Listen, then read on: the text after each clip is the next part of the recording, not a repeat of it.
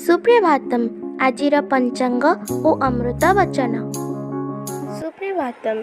अद्य दिवसस्य पञ्चाङ्गम्। अद्य श्री श्वेतवराहकल्पस्य वैवस्वतमन्वन्तरः द्वितीयपरार्धः उत्तरायणः ग्रीष्मऋतुः वैशाखमासस्य कृष्णपक्षसप्तमीतिथिः बृहस्पतिवासरश्च चुकाप्त 28 एकपञ्चाशत्शतं विक्रमसंवत् 83 अप्रिल् मासस्य 9 तारिका।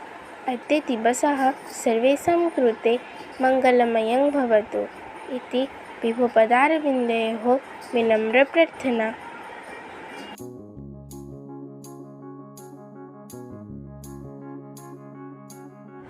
भगवानଙ୍କ आड़କୁ ଯିବାକୁ ହେଲେ ସମସ୍ତଙ୍କୁ ସନ୍ନ୍ୟାସ ହେବାକୁ ହେବ।